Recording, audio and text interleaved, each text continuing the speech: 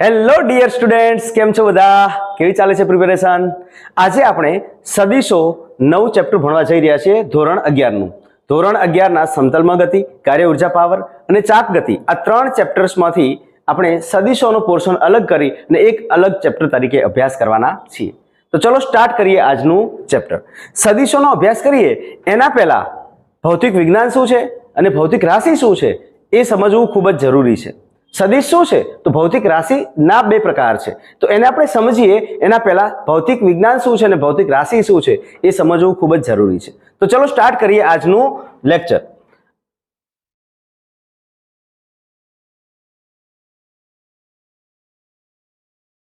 ચલો, તો અહીંયા તમે જોઈ શકો છો કે ભૌતિક વિજ્ઞાન કોને કહેવાય? ભૌતિક વિજ્ઞાન છે શું? તો ભૌતિક વિજ્ઞાન એટલે શું? તો આપણી આસપાસ જે કુદરતી અને માનવ સર્જિત ઘટતી ઘટનાઓ છે એનો અભ્યાસ કરવો. જેમ કે વીજળી પડવી, તો વીજળી પડે છે એ કુદરતી ઘટના છે અને એનો અભ્યાસ કરવો એ એટલે ભૌતિક વિજ્ઞાન. કોઈ પણ ઘણા બધા આપણી આજુબાજુ ઘણી બધી એવી ઘટનાઓ ઘટી રહી છે કે જે અમુક કુદરતી છે, અમુક માનવ સર્જિત છે અને એનો અભ્યાસ કરવો એ જ ભૌતિક વિજ્ઞાન છે.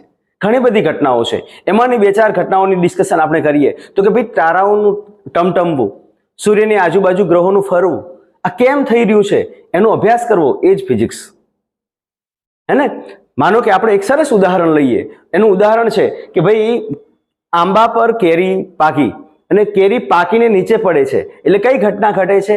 કુદરતી ઘટના છે, બરોબર કે નહીં? અને ક્યારેક આપણે શું કરતા હોઈએ છીએ કે જે આંબા પર પાકેલી કેરી છે એ ખાવાની બહુ ઉતાવળ હોય છે, તો એવી ઉતાવળ કરવા માટે આપણે શું કરીએ? એક પથ્થર લઈએ અને પથ્થર ફેંકીને કેરીને નીચે પાડીએ છીએ. તો આ કઈ ઘટના થઈ? માનવ સર્જિત ઘટના થઈ, બરોબર ને? બંને ઘટનાઓ ઘટે છે, પણ ઉપરથી કેરી નીચે આવે છે ત્યારે એનું માપન કરવું, અલગ અલગ ભૌતિક રાશિઓનો અભ્યાસ કરવો એ જ એટલે ભૌતિક વિજ્ઞાન. તો ચલો સ્ટાર્ટ કરીએ. અહીંયા આપણે જોઈ શકીએ છીએ કે ભૌતિક વિજ્ઞાનની વ્યાખ્યા શું થાય છે? કુદરતી અને માનવ સર્જિત ઘટતી ઘટનાઓનો અભ્યાસ કરવો. શું કરવું? અભ્યાસ કરવો એ જ આપણે ભૌતિક વિજ્ઞાન કહેવાય છે. ફોર એક્ઝામ્પલ, વીજળી પડે છે, તો આ વીજળી કેમ પડી એનું કારણ કે એનું રીઝન જાણવું એ જ ભૌતિક વિજ્ઞાન. આંબા પરથી કેરીને નીચું પડવું એ કઈ રીતના પડી છે? કુદરતી પાકીને પડી છે કે કોઈએ પાડી છે? તો એનો અભ્યાસ કરવો એ જ ભૌતિક વિજ્ઞાન છે. તો ચલો આનું સરસ ઉદાહરણ આપણે લઈએ અને આગળ વધીએ. ચલો, માનો કે કેરી આંબા પર પાકે છે અને પાકીને નીચે પડે છે, તો આ ઘટના કઈ થઈ બેટા? આ ઘટના થશે કુદરતી. આ ઘટના કેવી છે? કુદરતી ઘટના છે. આ ઘટના કેવી છે? કુદરતી ઘટના. આ કુદરતી ઘટના જે ઘટે છે એના કારણે કેરી નીચે આવે છે. કેરી ક્યાં આવે છે? નીચે આવે છે. અને આપણે શું કરવાનું છે? કુદરતી ઘટતી ઘટનાઓનો અભ્યાસ કરવાનો છે. અભ્યાસ કરવા માટે આપણે મેઝરમેન્ટ ટેપ જે છે એ લઈને જતા રહ્યા, સ્ટોપ વોચ આ બધું લઈને ત્યાં ગયા છીએ. અને આપણે શું કર્યું? કેટલી ઊંચાઈથી નીચે આવે છે તો આપણે અંતર માપ્યું. ખ્યાલ આવ્યો? અંતર માપ્યું. કેટલા સમયમાં નીચે આવે છે તો આપણે સમય માપ્યો. સમય અને અંતર ખબર પડ્યા પછી આપણે એનો વેગ કે ઝડપ કાઢી શકીએ છીએ. વેગ અને ઝડપનું માપન કર્યું, હે ને? વેગ અને ઝડપનું માપન કર્યું. ત્યારબાદ પ્રવેગ વગેરે ઘણી બધી રાશિઓનો આપણે માપન કરીએ છીએ. અને આ બધી રાશિઓને આપણે શું કહીએ છીએ? ભૌતિક રાશિ કહેવામાં આવે છે. આ બધી રાશિને શું કહેવામાં આવે છે? ભૌતિક રાશિ કહેવામાં આવે છે. ક્લિયર અહીંયા સુધી? આ બધી રાશિઓને ભૌતિક રાશિ કહીએ છીએ. અને આ તો કુદરતી ઘટના ઘટી, પણ માનો કે માનવ સર્જિત ઘટના હોય. માનવ સર્જિત ઘટના કઈ રીતના ઘટે છે? તો એ આપણને ખબર છે કે પથ્થર મારીને આંબા પરથી કેરીને નીચે પાડવી, આ માનવ સર્જિત ઘટના છે. તો માનવ સર્જિત ઘટના ઘટે છે એના માટે આપણે માપન શેનું કરવું? ભાઈ કેટલા ઉપરથી નીચે આવે છે એટલે અંતરનું માપન કર્યું, સમયનું માપન કર્યું. સ્ટોપ વોચ લઈને આપણે ઊભા હતા તો અહીંયા સમયનું માપન કર્યું, ઝડપ અને વેગનું માપન કર્યું, એનાથી પ્રવેગ, દળ, બળ, કાર્ય, તાપમાન આ બધા ઘટકોનું માપન કર્યું છે. તો આ બધા જ ઘટકને આપણે શું કહીએ છીએ બેટા? ભૌતિક રાશિ કહીએ છીએ. તો તમારા મગજમાં થાય કે ભૌતિક રાશિની વ્યાખ્યા શું હોઈ શકે? આપણા મગજમાં થાય કે ભૌતિક રાશિની વ્યાખ્યા શું હોઈ શકે? તો આપણે ચલો જઈએ ભૌતિક રાશિની વ્યાખ્યા પર. ભૌતિક રાશિની વ્યાખ્યા શું બની શકે છે? આના પરથી આપણને શું ખબર પડે? શું બની શકે છે ભૌતિક રાશિની વ્યાખ્યા? તો આપણે જોયું કે અહીંયા કુદરતી કે માનવ સર્જિત એક ઘટના ઘટી, એ ઘટનામાં આપણે અમુક માપન કર્યું છે, અમુક રાશિઓનું શું કર્યું છે? માપન કર્યું છે. આ જે માપન કર્યું છે એને જ ભૌતિક રાશિ કહેવામાં આવે છે. તો ભૌતિક રાશિની વ્યાખ્યા શું બને છે? ચલો નેક્સ્ટ સ્લાઇડમાં એને આપણે ડિસ્કશન કરીએ. નેક્સ્ટ સ્લાઇડમાં આપણે વાત કરશું કે ભાઈ ભૌતિક રાશિ કોને કહેવાય. તો કુદરતી અને માનવ સર્જિત ઘટતી ઘટનાઓના માપનને, કુદરતી અને માનવ સર્જિત ઘટતી ઘટનાઓના અભ્યાસને આપણે ભૌતિક વિજ્ઞાન કહેતા હતા. તો અહીંયા કુદરતી અને માનવ સર્જિત ઘટતી ઘટનાઓના માપનને શું કહેવામાં આવે છે બેટા? ભૌતિક રાશિ કહેવામાં આવે છે. હવે વાત આવે કે ભાઈ ભૌતિક રાશિના પ્રકાર કેટલા છે, અથવા ભૌતિક રાશિનું વર્ગીકરણ કઈ રીતના કરવામાં આવે છે. તો એના ઉપર ડિસ્કશન કરવાની છે કે ભાઈ ભૌતિક રાશિનું વર્ગીકરણ બે પ્રકારે કરવામાં આવે છે. એમાં કયા કયા આધારે? તો કે ભાઈ દિશા અને મૂલ્યના આધારે અને એકમ અને મૂલ્યના આધારે. હવે દિશા અને મૂલ્યના આધારે જે માપન કરવામાં આવે છે એમાં આપણે વાત કરીએ તો એના બે પ્રકાર આગળ બને છે. દિશા અને મૂલ્યના આધારે જે ભૌતિક રાશિનું વર્ગીકરણ કરવામાં આવે છે એના બે પ્રકાર બને છે. એમાંનો એક પ્રકાર એટલે કે સદિશ ભૌતિક રાશિ, સદિશ ભૌતિક રાશિ, અને બીજી જે છે એ બેટા અદિશ ભૌતિક રાશિ. કઈ ભૌતિક રાશિ બને? અદિશ ભૌતિક રાશિ. બે ભૌતિક રાશિ બને છે, એક સદિશ ભૌતિક રાશિ અને બીજી અદિશ ભૌતિક રાશિ. એવી જ રીતના એકમ અને મૂલ્યના આધારે પણ એનું વર્ગીકરણ થાય છે, અને એ વર્ગીકરણ ત્રણ પ્રકારે થાય છે. તો કે ભાઈ કયા કયા એકમ? તો મૂળભૂત ભૌતિક રાશિ, મૂળભૂત હે ને, એકમ અને મૂલ્યના આધારે કઈ કઈ ભૌતિક રાશિ હોય? તો મૂળભૂત ભૌતિક રાશિ,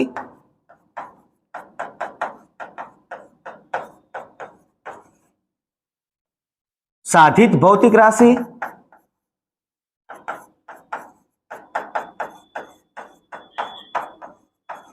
અને પ્રેરિત ભૌતિક રાશિ.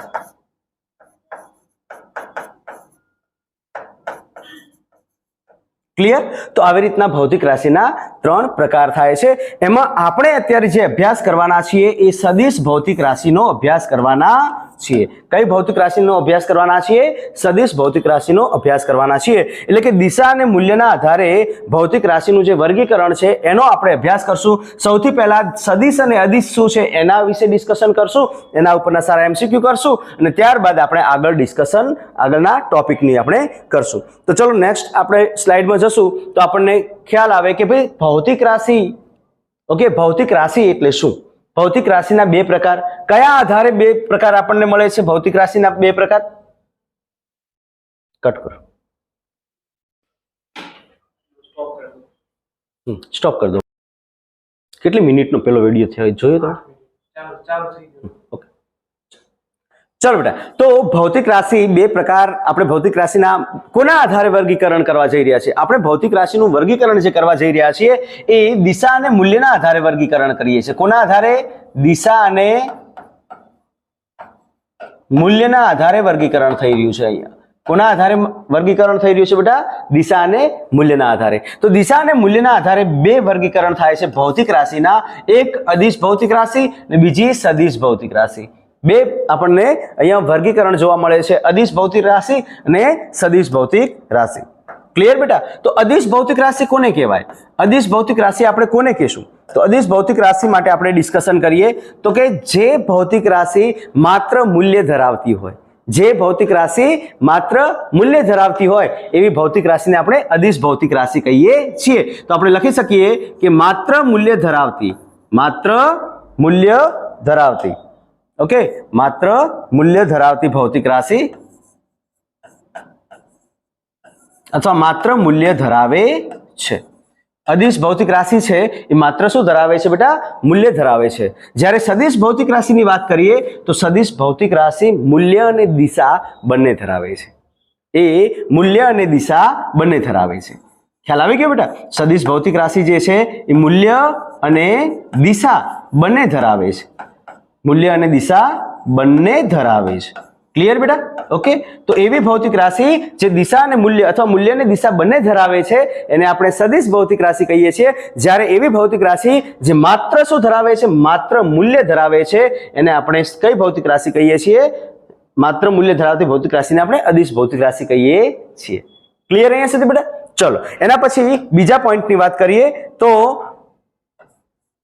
અદિશ આપણે અત્યાર સુધી સરવાળા બાદબાકી જે કરી છે એ કયા આધારે કરી છે? તો અંકગણિતના નિયમના આધારે.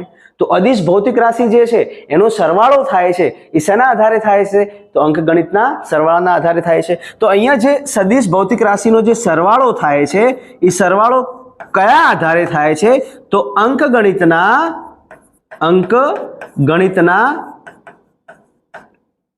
સરવાળાના નિયમ અનુસાર અહીંયા અદિશ ભૌતિક રાશિનો સરવાળો થાય છે. જ્યારે આપણે સદિશ ભૌતિક રાશિની વાત કરીએ તો સદિશ ભૌતિક રાશિમાં સદિશોનો જે સરવાળો થાય છે એ સદિશોના સરવાળાના નિયમ અનુસાર થાય છે.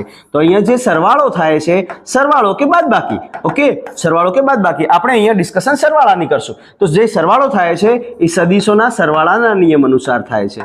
સદિશોના સરવાળાના નિયમ અનુસાર. ક્લિયર બેટા? હવે આગળ વાત એ આવે છે આમાં તફાવત શું છે? સદિશોના સરવાળાના નિયમ અનુસાર, અદિશોના સરવાળાના નિયમ અનુસાર, અંકગણિતના સરવાળાના નિયમ અનુસાર ડિફરન્સ શું છે, તફાવત શું છે એની વાત કરવાની છે. તો એનું ઉદાહરણ લઈએ. તો આપણે અત્યાર સુધી જે પણ ભણ્યા એમાં 3 + 4 આપણને શું મળ્યું? હંમેશા માટે 7 મળ્યું. અત્યાર સુધી આપણા ગણિતે આપણને એ ભણાવ્યું અંકગણિતનો સરવાળો જે છે એ કઈ રીતના થાય છે કે 3 + 4 = 7 થાય. પણ સદિશોનો સરવાળો વિચિત્ર છે. સદિશોના સરવાળામાં પરિણામી સદિશ એટલે કે જે જવાબ આવે છે એ અલગ અલગ હોઈ શકે છે. કઈ રીતના અલગ અલગ હોઈ શકે છે એ આપણે સરવાળા કરશું ત્યારે સમજશું, એનો નિયમ ભણશું ત્યારે સમજશું. પણ હાલ હું તમને કહું કે અહીંયા બેટા 3 + 4 જે છે એ 5 પણ થાય અને 1 થી 7 વચ્ચે ગમે એ હોઈ શકે. 1 થી 7 વચ્ચે આનું મૂલ્ય ગમે એવું હોઈ શકે છે. ડિપેન્ડ કોના પર કરે છે? તો આ વસ્તુ ખૂણા પર આધાર રાખે છે. કોના પર આધાર રાખે છે? ખૂણા પર આધાર રાખે છે. કોણ? તો કે ભાઈ સદિશોના સરવાળા. અને સદિશોના સરવાળા શેના પર આધાર રાખે છે બેટા? તો કે ભાઈ ખૂણા પર આધાર રાખે છે. ક્લિયર અહીંયા સુધી?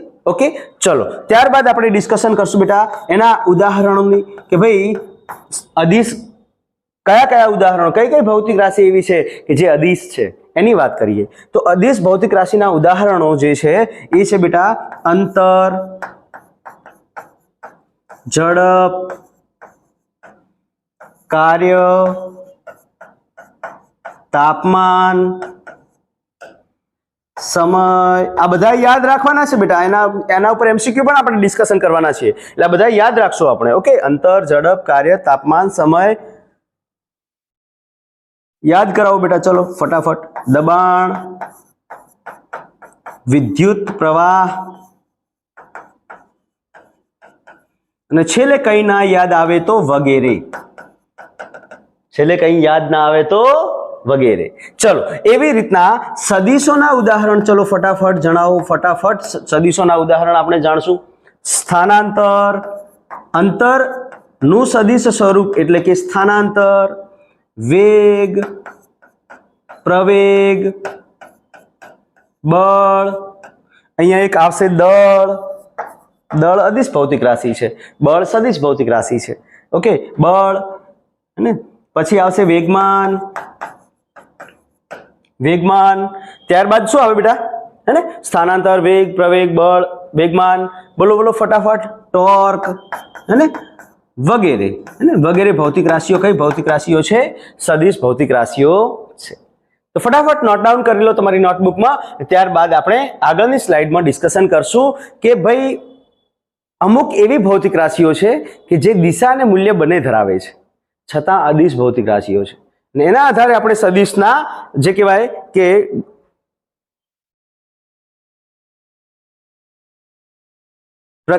વ્યાખ્યા, સદિશની વ્યાખ્યાની ડિસ્કશન આપણે કરવાના છીએ. ચલો બેટા, આ બહુ મસ્ત નોટ છે, તમારે ધ્યાનમાં રાખવાની છે અને આના આધારે તમારે સદિશની વ્યાખ્યા મને કહેવાની છે. ઓકે, આપણે સદિશની વ્યાખ્યા સમજવાના છીએ પણ તમારે આ બાબતને ધ્યાનમાં રાખવી પડશે. આ બાબત ધ્યાનમાં હશે તો જ સદિશની વ્યાખ્યા પ્રોપર તમે ડિફાઇન કરી શકશો. ચલો બેટા ફટાફટ અહીંયા ધ્યાન આપશું કે ભાઈ અમુક ભૌતિક રાશિઓ છે કે નહીં, એ ભૌતિક રાશિઓ દિશા અને મૂલ્ય બંને ધરાવે છે. આપણે વાત કરી કે અદિશ ભૌતિક રાશિ માત્ર મૂલ્ય ધરાવે છે, સદિશ ભૌતિક રાશિ દિશા અને મૂલ્ય બંને ધરાવે છે. આપણે આગળના ટોપિકમાં ડિસ્કશન કરી. પણ અહીંયા અમુક એવી ભૌતિક રાશિઓ છે જેમ કે દબાણ, હે ને, કયું? દબાણ અને વિદ્યુત પ્રવાહ, એ બંને એવી રાશિઓ છે જે દિશા અને મૂલ્ય બંને ધરાવે છે છતાં પણ અદિશ ભૌતિક રાશિ છે. આવી ભૌતિક રાશિને ટેન્સર ભૌતિક રાશિ પણ ઘણીવાર કહેવામાં આવે છે. તો આવી રાશિ એટલે આપણે એક પોઈન્ટ કહી શકીએ કે જેમ કે આ જગ્યા પર આપણે વાત કરશું તો અહીંયા દબાણ છે. દબાણની વાત કરીએ તો દેખો બેટા, અહીંયા અંદર રહેલા અણુઓ છે, એ પરમાણુઓ છે, એને પાર્ટિકલ્સ છે, એ બધી બાજુ દબાણ લગાવી રહ્યા છે. કોના ઉપર? તો બરણીની દિવાલ પર. આ જે દબાણ લાગી રહ્યું છે એની પર્ટિક્યુલર ડાયરેક્શન છે, તમે જોઈ શકો છો. પર્ટિક્યુલર ડાયરેક્શન આપણને જોવા મળે છે. પર્ટિક્યુલર ડાયરેક્શન જોવા મળે છે. અહીંયા દિશા ધરાવે છે, દબાણ દિશા ધરાવે છે અને મૂલ્ય પણ ધરાવે છે, છતાં પણ અદિશ ભૌતિક રાશિ છે. અને વિદ્યુત પ્રવાહ, માનો કે આ બાજુ વિદ્યુત પ્રવાહ I વહી રહ્યો છે, તો આ વિદ્યુત પ્રવાહ અહીંયા પણ જાય છે અને અહીંયા પણ જાય છે, એટલે અહીંયા I1 અને અહીંયા I2 વિદ્યુત પ્રવાહ જાય છે. માનો કે બંને વચ્ચેનો ખૂણો થીટા છે, છતાં પણ અહીંયા સદિશોના સરવાળાના નિયમનું પાલન થતું નથી. સદિશોના સરવાળાના નિયમનું પાલન ન થતું હોવાના કારણે આ વિદ્યુત પ્રવાહ અને દબાણ, આ બે એવી ભૌતિક રાશિઓ છે કે જે સદિશ એટલે કે દિશા અને મૂલ્ય બંને ધરાવતા હોવા છતાં અદિશ ભૌતિક રાશિમાં મૂકવામાં આવે છે. કેમ? એનું કારણ છે કેમ કે સદિશોના સરવાળાના નિયમનું પાલન કરતા નથી. સદિશોના સરવાળાના નિયમનું પાલન નથી કરતા એનો મતલબ શું થયો? સદિશોના સરવાળાના નિયમનું પાલન નથી થતું એનો મતલબ શું થયો? એ જ્યારે આપણે સદિશોના સરવાળા ભણશું ત્યારે ડિસ્કશન કરશું. ઓકે, અહીંયા ખાસ બાબત યાદ રાખવાની છે કે ભાઈ વિદ્યુત પ્રવાહ કોણ? વિદ્યુત પ્રવાહ અને બીજું કોણ? દબાણ. આ બંને એવી ભૌતિક રાશિઓ છે જે સદિશોના સરવાળાના નિયમનું પાલન કરતા નથી. નિયમનું પાલન કરતા નથી અને એના કારણે એમને અદિશ ભૌતિક રાશિ તરીકે ઓળખવામાં આવે છે. અદિશ ભૌતિક રાશિ, તમને ઘણીવાર પ્રશ્ન પૂછે કે દબાણ અને વિદ્યુત પ્રવાહ દિશા અને મૂલ્ય ધરાવે છે છતાં પણ અદિશ ભૌતિક રાશિ છે. કેમ? તો રીઝન શું લખવાનું બેટા? તે સદિશોના સરવાળાના નિયમનું પાલન કરતા નથી. ક્લિયર બેટા? ચલો ફટાફટ આ તમારી 3 બાબતો હતી, ધ્યાનમાં રાખવાની હતી. અદિશ કોને કહેવાય, સદિશ કોને કહેવાય, અદિશના ઉદાહરણ અને આ બાબત, હે ને. અહીંયા નોટ કરીને પોઈન્ટ સરસ લખાવ્યો છે મેં કે બધી જ સદિશ ભૌતિક રાશિઓ દિશા ધરાવે છે. મતલબ જે સદિશ ભૌતિક રાશિ છે ને એ દિશા અને મૂલ્ય બંને ધરાવે છે, હે ને. બધી જ સદિશ ભૌતિક રાશિ દિશા ધરાવે છે અને મૂલ્ય પણ ધરાવે છે.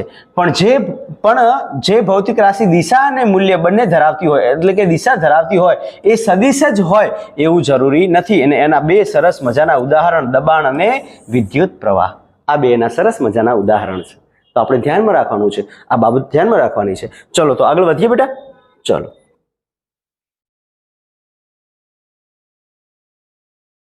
ઓકે, હવે MCQ આપણે સોલ્વ કરવાના છે. ફટાફટ આન્સર ટીક કરો. ચલો ફટાફટ, શું જવાબ આવશે? ફટાફટ. તમે આગળ ઓલરેડી ડિસ્કશન કર્યું, તમે લખ્યું હશે, નોટ ડાઉન કર્યું છે, ફટાફટ જોઈ લો. નીચેનામાં આપેલ કઈ રાશિ સદિશ નથી? શબ્દ જો સદિશ નથી એવું આવે એનો મતલબ શું થયો? આ રાશિ કેવી છે? સદિશ નથી મતલબ કેવો થયું? અદિશ છે, હે ને. હંમેશા આ ટાઈપના પ્રશ્નો છે ને એને આવી રીતના કરી દેવાના. સદિશ નથી એનો મતલબ શું થયો? અદિશ છે. સદિશ ના હોય તો શું હોય? અદિશ હોય. નીચે આપેલ કઈ રાશિ અદિશ છે?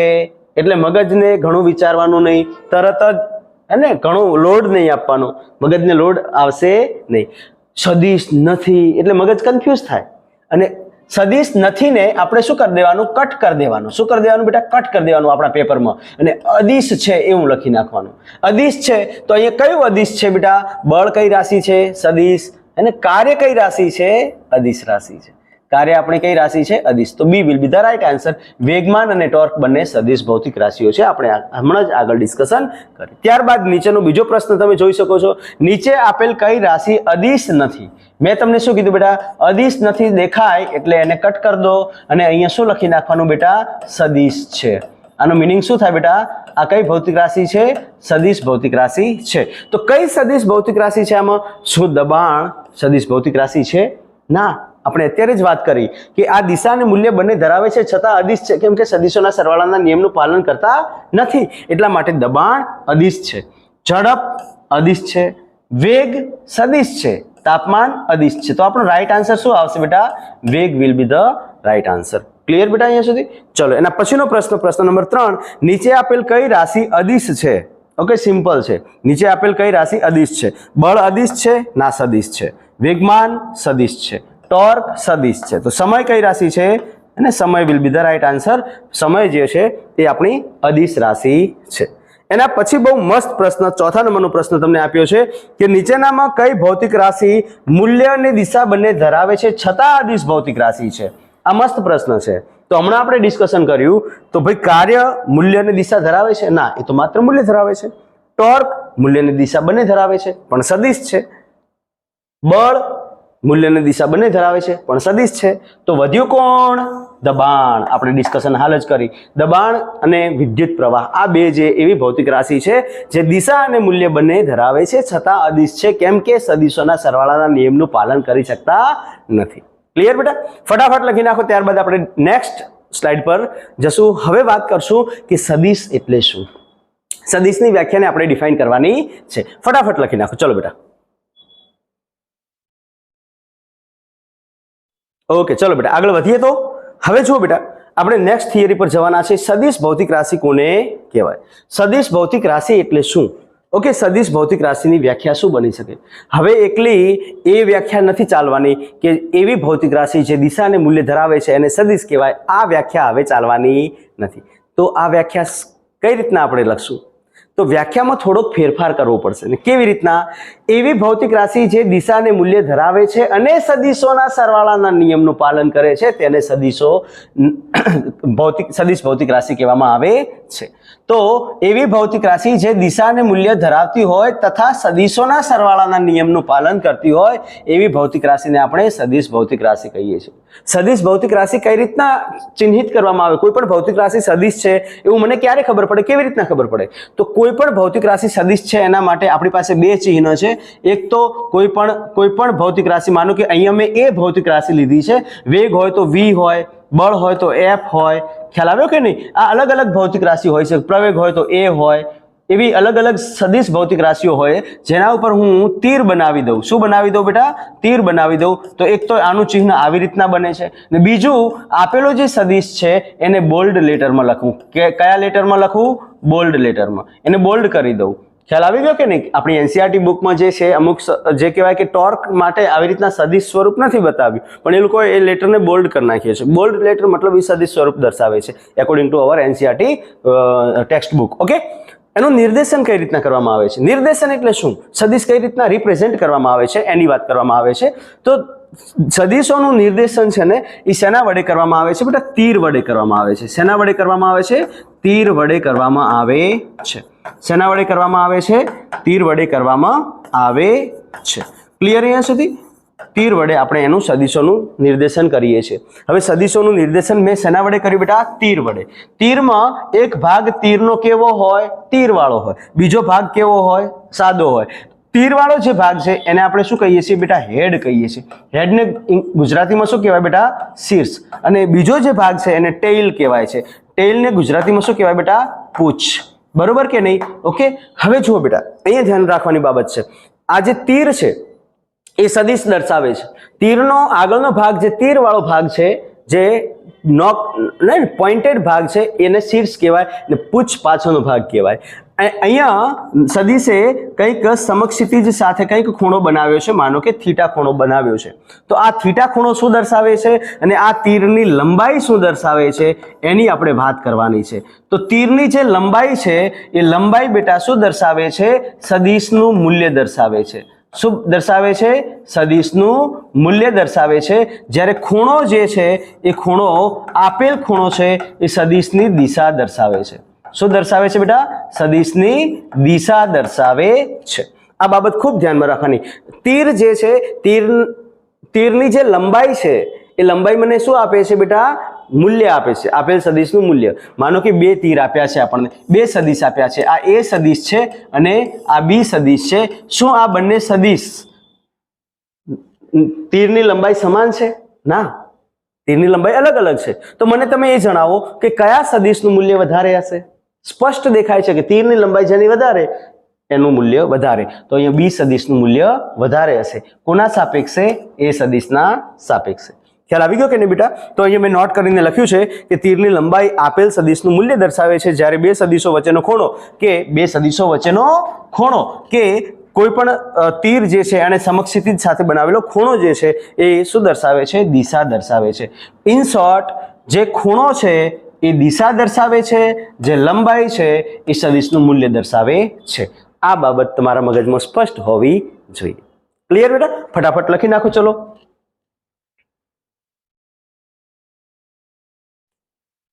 ઓકે. ચલો બેટા, નેક્સ્ટ આપણો ટોપિક, નેક્સ્ટ સ્લાઇડ લેશું આપણે. ચલો, નેક્સ્ટ સ્લાઇડમાં તમે જોઈ શકો છો કે સદિશના પ્રકારો. હવે આપણે ડિસ્કશન કરવાની છે. સદિશ આપણે ભણી ચૂક્યા, ઓકે. સદિશની વ્યાખ્યા પણ ભણી ચૂક્યા. હવે વાત કરવાની છે સદિશના પ્રકારો. સદિશના પ્રકારો સમજવા ખૂબ જરૂરી છે, કેમ કે અમુક એમસીક્યુ એવા પૂછાય છે જ્યાં તમને ડાયરેક્ટ કહી દીધું છે સદિશનું નામ કે બે સમાન સદિશો. પણ બે સમાન સદિશો એટલે શું? એની વચ્ચેનો ખૂણો કેટલો હોય, એના મૂલ્યો કેટલા હોય, એ બધો સંબંધ છે. એ સંબંધ આપણે અહીંયાથી જાણવો જરૂરી છે, તો જ આપણે સારા એમસીક્યુ સોલ્વ કરી શકશું. ચલો ફટાફટ સ્ટાર્ટ કરીએ અહીંયા કે ભાઈ સદિશોના પ્રકારો. એમાં સૌથી પહેલો પ્રકાર છે એ બેટા સમાન સદિશ. હવે સમાન સદિશ કોને કહેવાય? સમાન સદિશ કોને કહેવાય? જે સદિશો દિશા અને મૂલ્ય બંને સમાન ધરાવતા હોય એને સમાન સદિશો કહેવાય. તમે જોઈ શકો છો બંનેની લંબાઈ સમાન છે ને બંને વચ્ચેનો ખૂણો જો તમે નજીક લાવી દો તો બંને વચ્ચેનો ખૂણો પણ કેવો છે? 0 છે. તો અહીંયા મૂલ્ય કેવું છે બેટા? સમાન. બંને સદિશોનું મૂલ્ય કેવું છે? સમાન. દિશા પણ કેવી છે બેટા? સમાન. દિશા પણ કેવી છે? સમાન. ને બંને વચ્ચેનો ખૂણો જે છે એ કેટલો છે બેટા? 0 ડિગ્રી. તો સમાન સદિશની અંદર વાત કઈ યાદ રાખવાની કે બંનેના મૂલ્ય કેવા હોય? સમાન હોય. બંનેની દિશા સમાન હોય, કેમ કે થીટા કેવું થવાનું? શૂન્ય. જો દિશા સમાન હોય તો થીટા હંમેશા કેવું થશે બેટા? શૂન્ય જ થશે. આ થઈ ગયો સમાન સદિશ. ત્યારબાદ આપણે ડિસ્કશન કરશું અસમાન સદિશ કોને કહેવાય. અસમાન સદિશ એટલે શું? જે સદિશની દિશા અને મૂલ્ય અલગ અલગ હોય, ડિફરન્ટ હોય, એને આપણે કઈ સદિશ કહીએ છીએ? અસમાન સદિશ કહીએ છીએ. તો તમે જોઈ શકો છો કે આ બે સદિશ, એ સદિશ અને બી સદિશ, આવી રીતના બે સદિશ આપણને આપેલા છે. એ સદિશ ઉપર છે, બી સદિશ આવી રીતના છે. બંનેની લંબાઈ અલગ અલગ છે, બંનેની ડાયરેક્શન અલગ અલગ છે. તો મૂલ્ય અહીંયા કેવું થશે બેટા? અસમાન. મૂલ્ય અહીંયા કેવું થશે? અસમાન. અને દિશા પણ કેવી થશે બેટા? અસમાન. બરોબર કે નહીં? હવે વાત આવે કે સાહેબ ખૂણો કેટલો થાય? તો ખૂણો 0 ડિગ્રીથી 360 ડિગ્રી કંઈ પણ હોઈ શકે છે. બસ બે વસ્તુને બાદ કરતા કે theta should not be equal to 0 and theta should not be equal to 180 degree. થીટાનું મૂલ્ય 0 ડિગ્રી ના હોવું જોઈએ અને થીટાનું મૂલ્ય 180 ડિગ્રી ના હોવું જોઈએ. કેમ ના હોવું જોઈએ આપણે આગળના પ્રકારમાં અભ્યાસ કરશું. 0 થી 360 માં કંઈ પણ મૂલ્ય અસમાન સદિશોનું હોઈ શકે છે, એટલે કે ખૂણો બે સદિશો વચ્ચેનો કોઈ પણ હોઈ શકે છે. મૂલ્ય અલગ અલગ હશે, એટલે કે લંબાઈ બંનેની અલગ અલગ હશે, દિશા અલગ અલગ હશે, અસમાન હશે. ખ્યાલ આવ્યો કે નહીં? દિશા અને મૂલ્ય કેવા હશે? અસમાન હશે. પણ એમાં જે ખૂણો છે એ 0 થી 360 વચ્ચે કંઈ પણ હોઈ શકે છે. આ બાબત તમારે સ્પષ્ટ ધ્યાનમાં રાખવાની છે. ફટાફટ લખી નાખો. ચલો ફટાફટ. ઓકે, ચલો નેક્સ્ટ સ્લાઇડમાં આપણે જશું હવે. ચલો બેટા, નેક્સ્ટ સ્લાઇડમાં તમે જોઈ શકો છો ત્રીજો પ્રકાર આપણો કે સમાંતર સદિશ કોને કહેવાય. સમાંતર સદિશ કોને કહેવાય? તો એવા સદિશ જેની દિશા સમાન હોય, મૂલ્ય અસમાન હોઈ શકે છે, મૂલ્ય અલગ અલગ હોઈ શકે છે. મૂલ્ય કેવું હોઈ શકે છે? અલગ અલગ, જુદું જુદું હોઈ શકે છે. મૂલ્ય સમાન હોય તો સમાન સદિશ બની જાય. તો મૂલ્ય કેવું હશે બેટા? અસમાન હશે. કેવું હશે બેટા? અસમાન હશે. જ્યારે દિશા કેવી હશે બેટા? સમાન. દિશા કેવી હશે અહીંયા? સમાન. મૂલ્ય અસમાન, કેમ કે જો સમાન થાય, મૂલ્ય સમાન થાય તો મૂલ્ય સમાન થાય તો બેટા કયા સદિશ બની જશે? સમાન સદિશ બની જશે. કયો સદિશ બની જાય?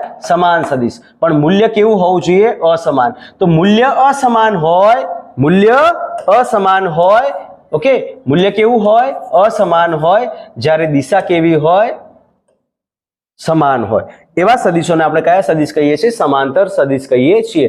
બંને વચ્ચેનો ખૂણો કેટલો હશે આપણને સ્પષ્ટપણે ખબર પડે છે કે બંને એક જ દિશામાં હોય તો બંને વચ્ચેનો ખૂણો સમાંતર, બંને વચ્ચેનો ખૂણો 0 થાય. ખ્યાલ આવ્યો કે નહીં? તો અહીંયા theta will be equal to 0. Clear અહીંયા સુધી? ત્યારબાદ આપણે વાત કરશું બેટા પ્રતિસમાંતર સદિશ કોને કહેવાય. પ્રતિસમાંતર સદિશ એટલે શું બેટા? બંને એકબીજાની ઓપોઝિટ ડાયરેક્શનમાં હોય. ફોર એક્ઝામ્પલ, એક સદિશ આ બાજુ છે અને એક સદિશ આ બાજુ છે. અહીંયા આના મૂલ્ય અલગ અલગ હોઈ શકે છે. અહીંયા મૂલ્ય અલગ અલગ હોઈ શકે છે, એટલે કે મૂલ્ય અસમાન હોઈ શકે છે. મૂલ્ય કેવા હોઈ શકે છે? અસમાન હોઈ શકે છે. દિશા કેવી હોય બેટા? એકબીજાથી એકદમ વિરુદ્ધ હોય. અને બંને વચ્ચેનો જે ખૂણો હોય છે બેટા, ખૂણો હું અહીંયા લઉં છું, ખૂણો જે હોય છે એ કેટલો હોય છે બેટા? 180 ડિગ્રી હોય છે. ખૂણો કેટલો હોય છે? 180 ડિગ્રી હોય છે. બંને વચ્ચેનો ખૂણો કેટલો હોય? 180 ડિગ્રી. જો આપણે આગળ વાત કરી કે અસમાન સદિશમાં થીટાનું મૂલ્ય 0 હોય તો સમાંતર સદિશ બની જાય, અને અસમાન સદિશમાં થીટાનું મૂલ્ય 180 ડિગ્રી હોય તો પ્રતિ સમાંતર સદિશ બની જાય. એટલા માટે આપણે સ્પેસિફાઈ કર્યું કે ભાઈ અહીંયા જે અસમાન સદિશ છે તે ખૂણાનું મૂલ્ય 0 થી 360 વચ્ચે ગમે એ હોઈ શકે, માત્ર theta should not be equal to, એટલે કે થીટાનું મૂલ્ય 0 ના હોવું જોઈએ અને થીટાનું મૂલ્ય 180 ડિગ્રી ના હોવું જોઈએ. તો આપણે ઓલરેડી ડિસ્કશન કરી ચૂક્યા. ચલો ફટાફટ લખી નાખો, ત્યારબાદ આપણે નેક્સ્ટ સ્લાઇડ પર જશું. ઓકે, લખાઈ ગયું બેટા? ચલો ફટાફટ એના પછીની સ્લાઇડ લઈ લઈએ. અહીંયા તમે જોઈ શકો છો રેખીય સદિશ. રેખીય સદિશ એટલે શું? તો એક જ રેખા પર આવતા સદિશોને રેખીય સદિશ કહેવાય. તમે જુઓ છો એ સદિશ, બી સદિશ અને સી સદિશ, આ ત્રણે ત્રણ કેવા છે? એક જ રેખા પર આવતા સદિશો છે. તો આવા સદિશોને આપણે રેખીય સદિશ કહીએ છીએ. આવા સદિશોને કયા સદિશ કહીએ છીએ? રેખીય સદિશ કહીએ છીએ. ક્લિયર અહીંયા સુધી? એના પછી વાત કરશું આપણે સમતલીય સદિશ. સમતલીય સદિશ એટલે શું બેટા? એક જ સમતલમાં આવતા સદિશોને સમતલીય સદિશ કહેવામાં આવે છે. ફોર એક્ઝામ્પલ અહીંયા એ સદિશ અને બી સદિશ, માનો કે સી સદિશ પણ મેં અહીંયા લીધો છે, તો આ બધા સદિશો કેવા છે? એક જ સમતલ એક્સ વાય સમતલમાં આવતા સદિશો છે. જે એક જ સમતલમાં આવતા સદિશો હોય એને સમતલીય સદિશો કહેવામાં આવે છે.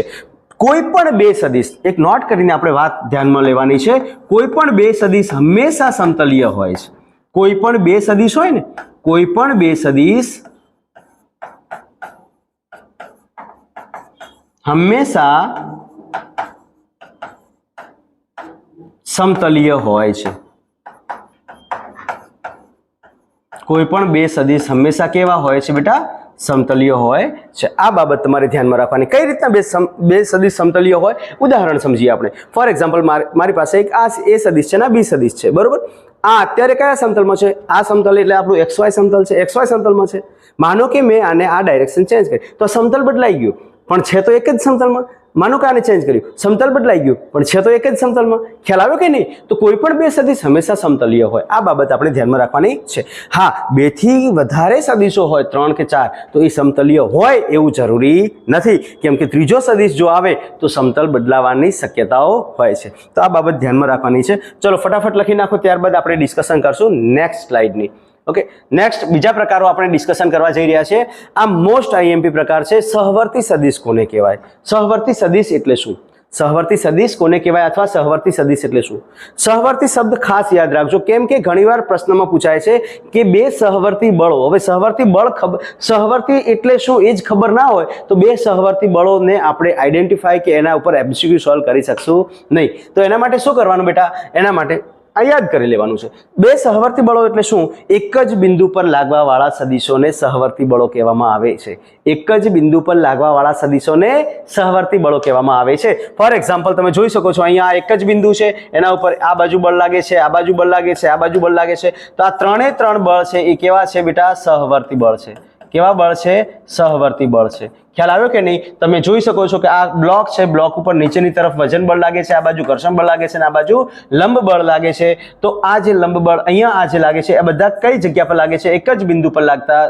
તો આ ત્રણે ત્રણ બળ જે છે એ કેવા થાય છે?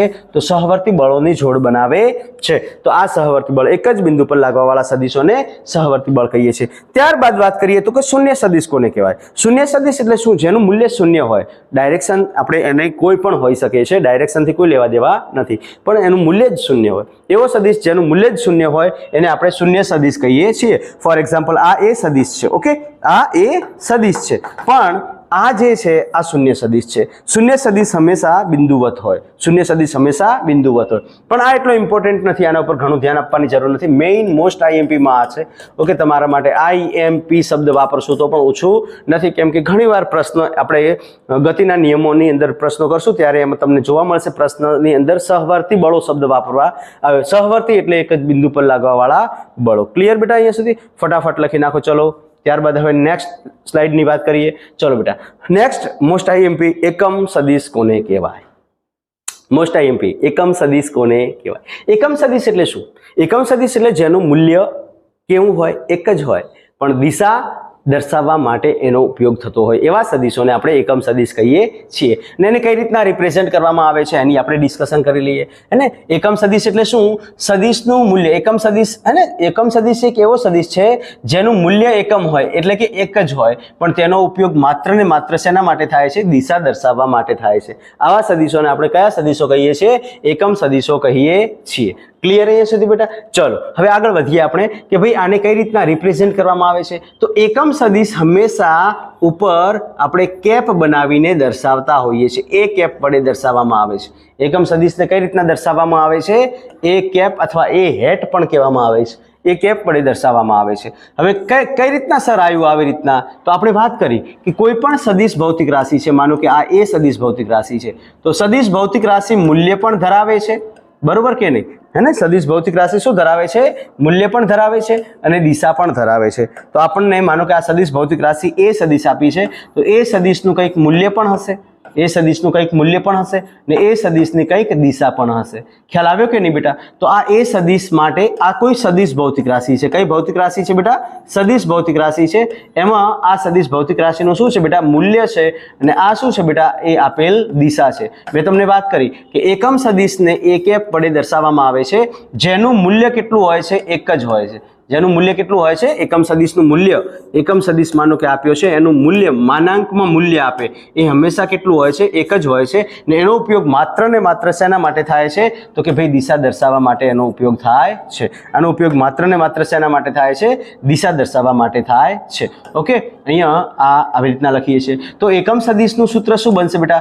એ કેપને હું કરતા કરું તો એ કેપ બરાબર શું થશે? એ સદિશ ભાગ્યા આ નીચે આવી જશે એ સદિશનું મૂલ્ય, તો એ સદિશ ભાગ્યા એ સદિશનું મૂલ્ય. આ શું થઈ જશે બેટા? એકમ સદિશ થઈ જશે. ક્લિયર અહીંયા સુધી? ચલો એના પછી નેક્સ્ટ ઋણ સદિશ. આ પણ મોસ્ટ આઈએમપી છે. જો બેટા સહવર્તી સદિશ, ઋણ સદિશ અને એકમ સદિશ આ મોસ્ટ આઈએમપી થિયરીઓ છે કે મોસ્ટ આઈએમપી પ્રકાર છે કે જે તમારે ધ્યાનમાં રાખવાના છે. હવે વાત કરીએ ઋણ સદિશ. ઋણ સદિશ આપણને સદિશોની બાદબાકી જ્યારે કરશો ને ત્યારે ખૂબ જ મહત્વનો ભાગ ભજવે છે. કઈ રીતના આપણે સમજીએ? ઋણ સદિશ એટલે એવા સદિશ કે જેનું મૂલ્ય તો એનું એ જ રહેવાનું છે, મૂલ્ય બદલાતું નથી, પણ ડાયરેક્શન ઓપોઝિટ થઈ જાય. ફોર એક્ઝામ્પલ આ સદિશ છે, આ ડાયરેક્શન છે. ઓકે, એ સદિશ એની લંબાઈ બદલાવાની છે ના, એને મેં જસ્ટ 180 ડિગ્રી ટર્ન કરી નાખ્યું, 180 ડિગ્રી ફેરવી એટલે વિરુદ્ધ દિશા થઈ ગઈ. ને વિરુદ્ધ દિશા થઈ જાય છે એનો મતલબ શું થયો? એની દિશા એક્ઝેક્ટ ઓપોઝિટ થાય, બરોબર, પણ મૂલ્ય કેવું રહ્યું છે? સમાન. એની લંબાઈ વધી છે ના, લંબાઈ વધી નથી, મૂલ્ય કેવું રહે છે? સમાન. એવા સદિશો જેનું મૂલ્ય સમાન રહે પણ એ પોતાની દિશા છે એક્ઝેક્ટ વિરુદ્ધ દિશામાં થઈ જાય એને આપણે કયા સદિશો કહીએ છીએ? ઋણ સદિશો કહીએ છીએ. તો માનો કે મારી પાસે એક એ સદિશ આપ્યો છે અહીંયા, બરોબર. હવે આ એ સદિશનું ઋણ સદિશ કયો? તો એને એક્ઝેક્ટ હું વિરુદ્ધ દિશામાં શું કરી નાખું છું? ફેરવી નાખું છું. તો આ સદિશ છે, આ એ સદિશનો કયો સદિશ થયો બેટા? ઋણ સદિશ. ને એના વચ્ચેનો ખૂણો હંમેશા કેટલો હોય બેટા? 180 ડિગ્રી હોય છે. ક્લિયર અહીંયા સુધી? ઓકે, ચલો ફટાફટ લખી નાખો, ત્યારબાદ આપણે નેક્સ્ટ પ્રકારોની ડિસ્કશન કરવાની છે. લખાઈ ગયું? ચલો આગળ વધીએ.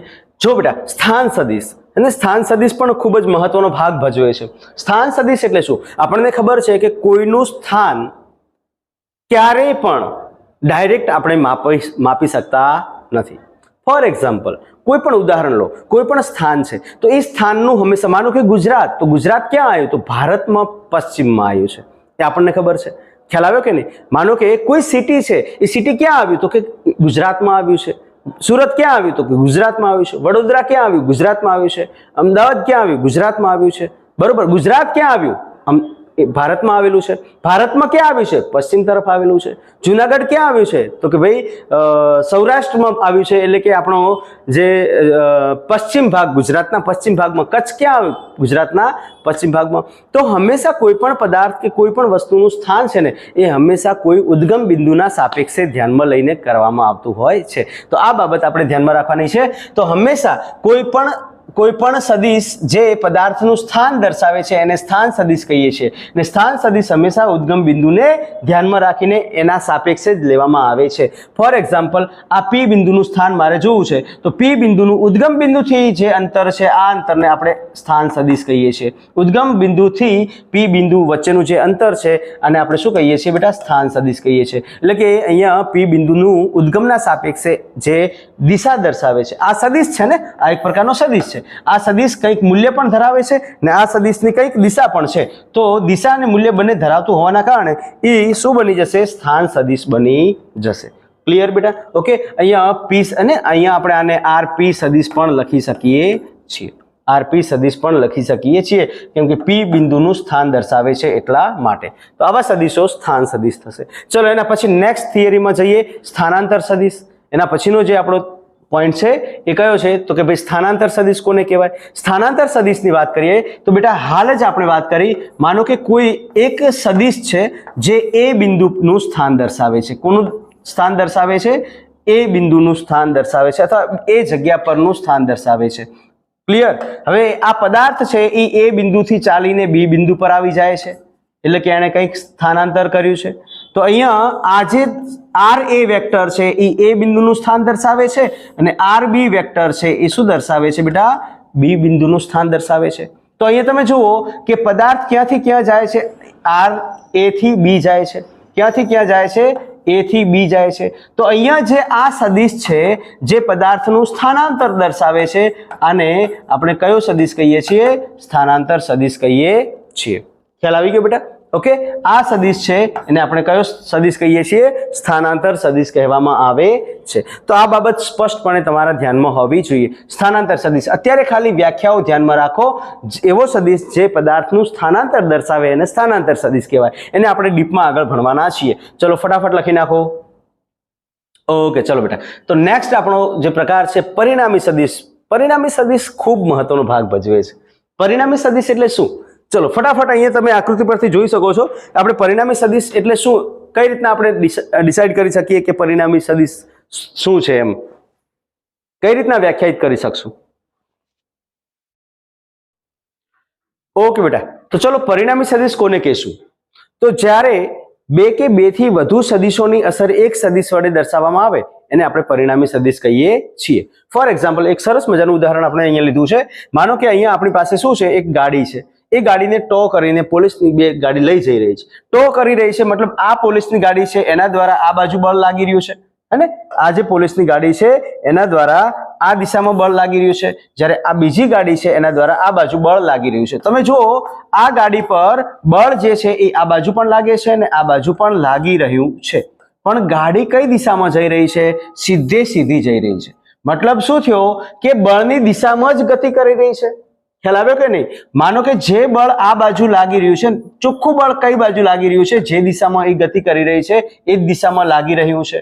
એનો મતલબ શું થયો કે આ બે બળ જે લાગી રહ્યા છે આ બે બળની અસર, આ બે બળોની અસર એક જ બળ દ્વારા દર્શાવવામાં આવે અને આપણે શું કહીએ છીએ? પરિણામી સદિશ કહીએ છીએ. ફોર એક્ઝામ્પલ આપણી પાસે એક ઉદાહરણ લઈએ તો માનો કે એક F1 બળ લાગી રહ્યું છે આના પર અને F2 બળ આ બાજુ લાગી રહ્યું છે અને આ બંને બળોનું પરિણામી બળ એટલે કે કોઈ ચોક્કસ સદિશ આપણને દર્શાવે છે અને આ બંનેનું પરિણામી બળ જે છે એ કોઈ ચોક્કસ બળ દર્શાવે છે, એટલે કે ચોક્કસ સદિશ દ્વારા દર્શાવવામાં આવે છે એને આપણે પરિણામી સદિશ કહીએ છીએ. ક્લિયર બેટા અહીંયા સુધી? ચલો ફટાફટ લખી નાખો, ત્યારબાદ આપણે ડિસ્કશન કરશું આગળનો નવો ટોપિક એટલે કે ક્ષેત્રફળ સદિશ. ક્ષેત્રફળ સદિશ કોને કહેવાય? તો પહેલી વાત કે ભાઈ ભૌતિક વિજ્ઞાનની અંદર ક્ષેત્રફળ એ સદિશ ભૌતિક રાશિ ગણવામાં આવે છે. આમ જનરલી ક્ષેત્રફળ સદિશ જસ્ટ મૂલ્ય જ ધરાવે છે. માનો કે મારી પાસે આ એક તકતી છે, આ તકતી જે છે આ તકતીનું ક્ષેત્રફળ કેટલું થાય? તો આપણને ખબર છે પાઈ આર સ્ક્વેર. માનો કે આની ત્રિજ્યા આપણને કેટલી આપી દીધી હોય? આર. માનો કે આની ત્રિજ્યા મને આર આપી દીધી હોય તો એનું ક્ષેત્રફળ કેટલું થાય બેટા? પાઈ આર સ્ક્વેર.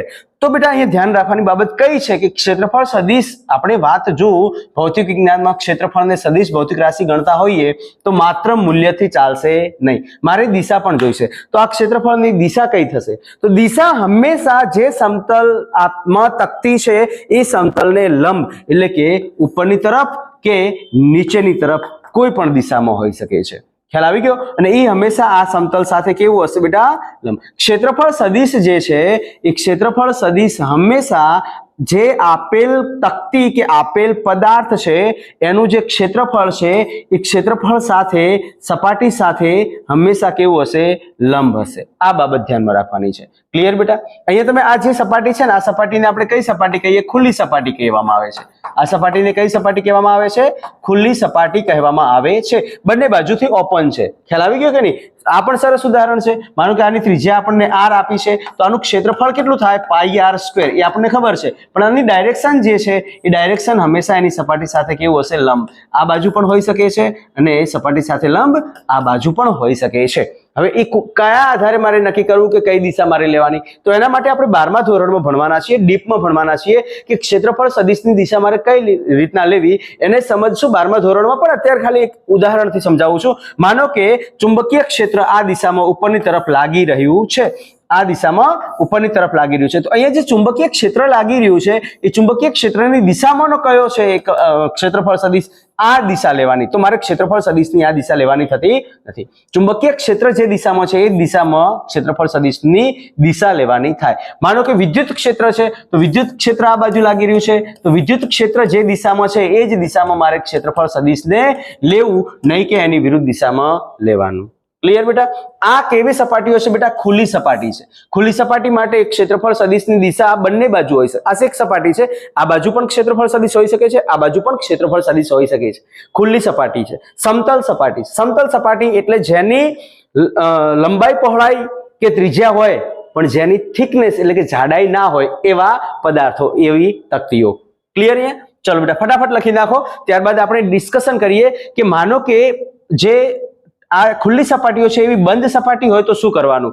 બંધ સપાટી એટલે નળાકાર છે, સમઘન છે, હેને?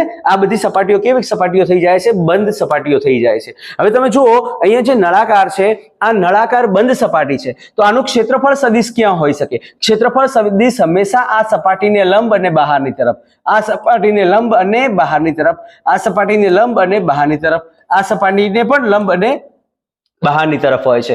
ક્યારેય ક્ષેત્રફળ સદિશ જે છે એ અંદર હોતું નથી. કયા કિસ્સામાં? બંધ સપાટીમાં. કઈ સપાટી માટે? બંધ સપાટી માટે.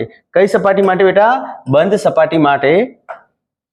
બંધ સપાટી માટે વાત કરીએ તો બંધ સપાટી માટે ક્ષેત્રફળ સદિશ હંમેશા કેવું હોય છે?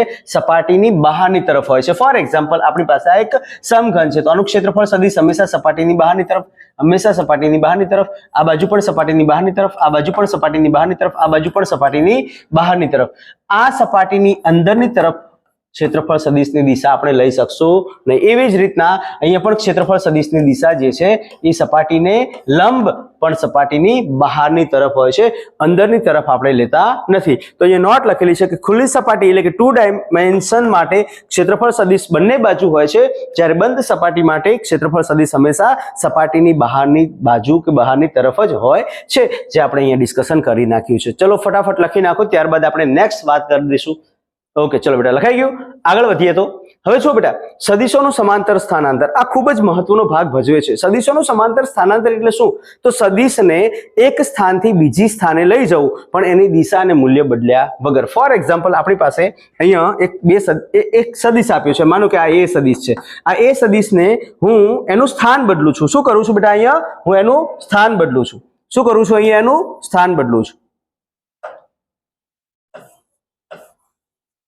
ઓકે ચલો બેટા અહીંયા આપણે એનું સ્થાન બદલીએ છીએ. અહીંયાથી ઉપાડીને હું અહીંયા મૂકું છું. આ મેં શું કર્યું? એનું બેટા સ્થાન બદલ્યું. સ્થાન બદલ્યું છે પણ તમે જોઈ શકો છો ખૂણો બદલાનો છે? ના, ખૂણો બદલાનો નથી. શું એની લંબાઈ બદલાની છે? ના. તો સિમ્પલ કે મૂલ્ય કે દિશા બદલ્યા વગર સ્થાનાંતર કરવામાં આવે એને સદિશોનું સમાંતર સ્થાનાંતર કહેવામાં આવે છે. બરોબર? ક્લિયર અહીંયા સુધી? ઓકે આ પોઈન્ટ આપણો અહીંયા અત્યારે ધ્યાનમાં લેવાનો નથી, જે પાછળની સ્લાઇડનો છે, ધ્યાનમાં લેવાનો નથી. ઓકે એને ગમે ત્યાં લઈ જઈ આપણે અહીંયાથી અહીંયા લઈ જઈ શકીએ છીએ, અહીંયાથી અહીંયા લાવી શકીએ છીએ, અહીંયાથી ઉપાડીને અહીંયા લઈ જઈ શકીએ, અહીં ઉપર લઈ જઈ શકીએ, કોઈ પણ ડાયરેક્શનમાં લઈ જઈએ. બસ બાબત કઈ ધ્યાનમાં રાખવાની છે કે ખૂણો બદલાવો ના જોઈએ અને લંબાઈ ચેન્જ થવી ના જોઈએ.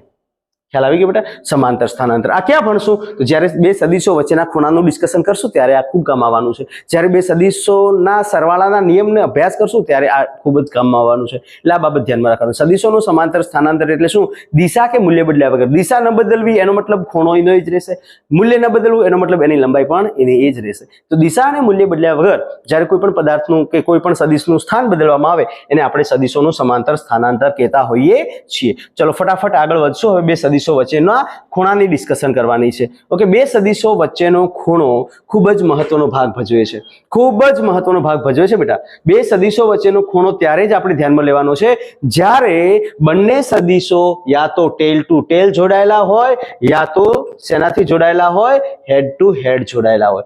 બંને સદીશો યા તો ટેલ ટુ ટેલ જોડાયેલા હોય યા તો હેડ ટુ હેડ જોડાયેલા હોય. હેડ ટુ હેડ એટલે શું? બંનેના જે હેડ છે એ આવી રીતના જોડાણમાં હોય. ટેલ ટુ ટેલ એટલે શું? બંનેની ટેલ જોડાયેલી હોય, હે ને? હેડ ટુ હેડ કે ટેલ ટુ ટેલ, આને આપણે પૂછથી પૂછ કે શીર્ષથી શીર્ષ પણ કહેતા હોઈએ છીએ. માનો કે તમને કીધું છે તો હવે જ્યારે બંને સદીશો ટેલ ટુ ટેલ કે હેડ ટુ હેડ જોડાયેલ છે ત્યારબાદ એની વચ્ચેનો જે ખૂણો છે ને એ બે સદીશો વચ્ચેનો ખૂણો બને. આ જે ખૂણો છે એ બે સદીશો વચ્ચેનો ખૂણો બને. માનો કે તમને આપ્યું છે આ એક એ સદીશ આપ્યો છે અને આ બી સદીશ આપ્યો છે, આ બી સદીશ આપ્યો છે અને બંને વચ્ચેનો ખૂણો માનો કે તમને 120 ડિગ્રી આપ્યો છે અને તમને પૂછ્યું છે કે એ સદીશ અને બી સદીશ વચ્ચેનો ખૂણો શોધો, તો તમે ડાયરેક્ટ 120 બોલી શકો નહીં. પહેલા જોવાનું કે શું બંને ટેલ ટુ ટેલ કે હેડ ટુ હેડ જોડાયેલા છે? ના, નથી. તો શું કરવાનું? બી સદીશનું સમાંતર સ્થાનાંતર કરીને આપણે ક્યાં લાવી દઈશું? અહીંયા લાવી દઈશું. એની જો લંબાઈ બદલાણી નથી અને ખૂણો જે છે એ ખૂણો પણ બદલાણો નથી. તો આ 120 ડિગ્રી હોય તો બેટા આ કેટલો થાય? 60 ડિગ્રી થાય કે ના થાય? તો એ સદીશ અને બી સદીશ વચ્ચેનો ખૂણો કેટલો થશે? 60 ડિગ્રી. આ વાત ખૂબ જ ધ્યાનમાં રાખવાની છે. ખ્યાલ આવી ગયો? બંને વચ્ચે જોડાણ કેવું હોવું જોઈએ? યા તો હેડ ટુ હેડ યા તો ટેલ ટુ ટેલ. આ બંને આવી રીતના જોડાયેલા હોય ત્યારે જ એમની વચ્ચેનો ખૂણો છે એ સદીશો વચ્ચેનો બે સદીશો વચ્ચેનો ખૂણો કહેવામાં આવે છે. ચલો આગળ આપણે એના ઉપર ડિસ્કશન કરીએ. આગળ આપણે પ્રશ્નો પણ કરવાના છે એટલે ફટાફટ આના ઉપર ડિસ્કશન કરીએ. જો બેટા માનો કે હેડ ટુ હેડ કે ટેલ ટુ ટેલ જોડાયેલ ના હોય તો શું કરવાનું? એની ડિસ્કશન કરવાની.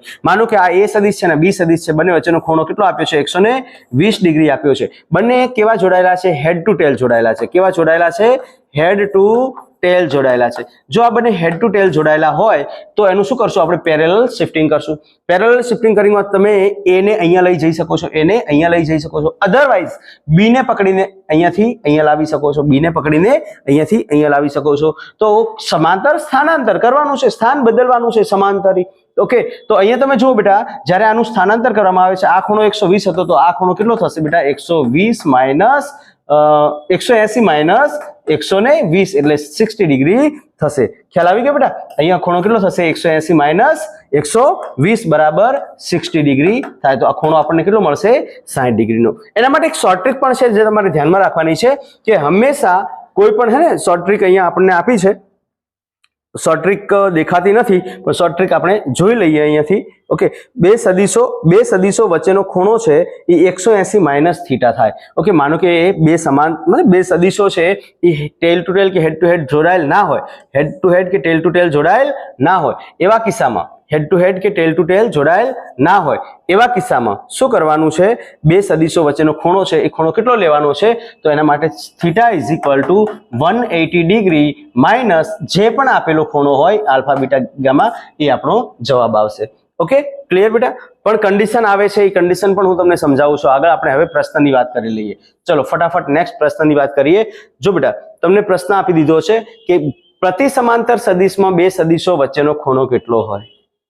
પ્રતિ સમાંતર યાદ કરો સદીશોના પ્રકારો કેટલો હોય? 180 ડિગ્રી. ક્લિયર બેટા? ચલો ત્યારબાદ આપણે વાત કરીએ કે નીચે આપેલ સદીશો વચ્ચેના ખૂણા શોધો. હું ફટાફટ 4-5 પ્રશ્નો આપું છું, ફટાફટ તમારે કહેવાનું છે કે આ બંને વચ્ચેનો ખૂણો કેટલો છે. આ 120 ડિગ્રી એ સદીશ અને બી સદીશ ફટાફટ જણાવવાનું છે. નોટ ડાઉન કરતા જાઓ અને જણાવતા જાઓ ફટાફટ. એ સદીશ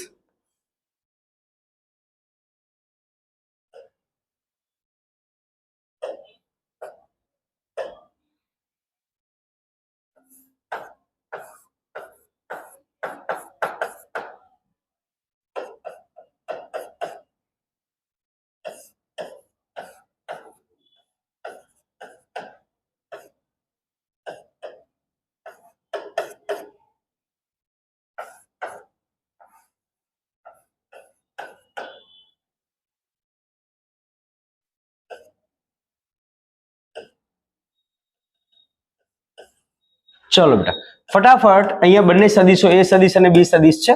તમે ફટાફટ જણાવો કે બંને વચ્ચેનો ખૂણો કેટલો થશે. ફટાફટ જણાવો. ચલો બેટા.